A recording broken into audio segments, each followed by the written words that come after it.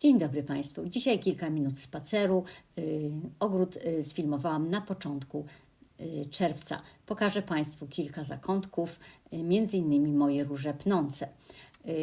Tutaj mamy różę New Dawn, która rośnie pod żywotnikiem wraz z krzewuszką. Mają dosyć trudne warunki, ale jakoś sobie radzą, mimo tego, że gleba jest tutaj bardzo wyjałowiona i sucha. Tuż obok rośnie niewielka róża rabatowa Winchester Cathedral. Potem mamy róże piżmowe.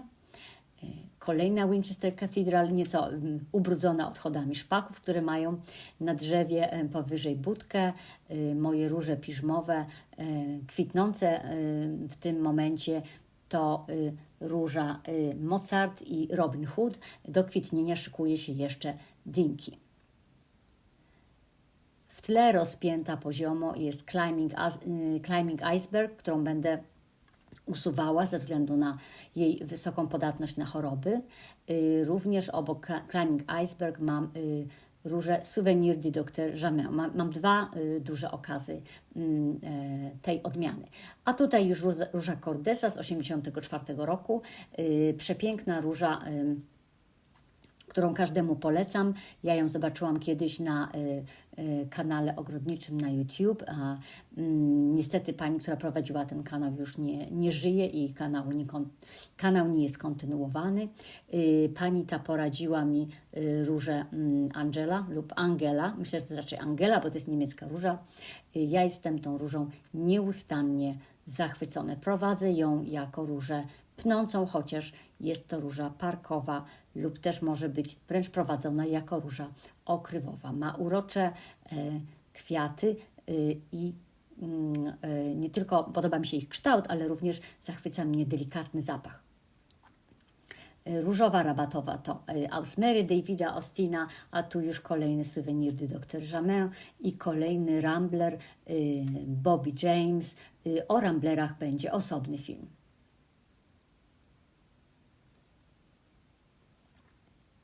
Ta róża jest to róża, o ile pamiętam, wywodzi się z wieku XV. Jest to chyba róża White Blush. Niestety nie powtarza kwitnienia, a szkoda, bo kwiaty są wyjątkowej urody i pięknie pachną. Bardzo kolczasta Pink Grotendorst i kolejny Rambler Brenda Colvin. Również jest to spora roślina. Dwa pędy są już na czubku jabłoni, przy której ją posadziłam i wygląda to tak, jakby w tym momencie jabłoń kwitła. Bardzo przyjemny zapach kwiatów. I kolejny Rambler, Lickefund. Polecam go serdecznie wszystkim osobom, które nie lubią kolców na różach. Róża praktycznie bezkolcowa potrafi być bardzo duża.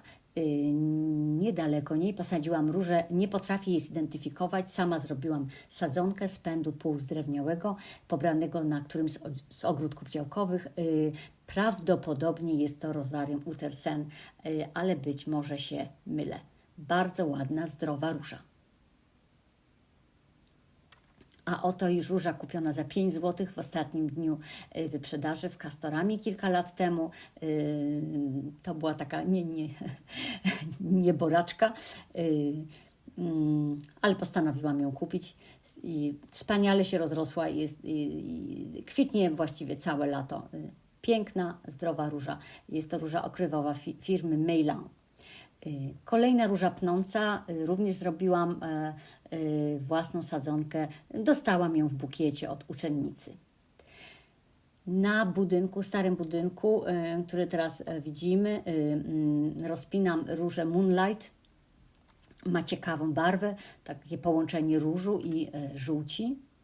A na pierwszym planie widać teraz bodziszek królewski, który niestety nie powtarza kwitnienia. Widać jeszcze ostatnie kwiaty wieczorników damskich. Naprawdę różę Moonlight polecam. Długo trzyma kwiat i jest bardzo ładna. A tu do kwitnienia szykują się już róże Jazz. Trzeba będzie jeszcze może poczekać tydzień lub dwa, żeby krzewy obsypały się kwiatami. Ta część ogrodu to część ogrodu, w której posadziłam różne egzemplarze mające kwiaty w żółci, między innymi róże Tottering by Gently Davida Austina.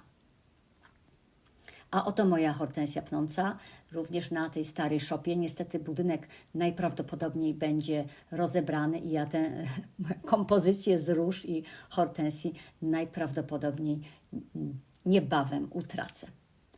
Hortensja tak pięknie rozrosła się w ostatnich 2-3 latach. Przy ścianie widać różę Lizzie, która jeszcze nie kwitnie. Moja Gizelka bardzo ucierpiała w tym roku. Przemazło jej sporo pędów, ja te pędy usunęłam.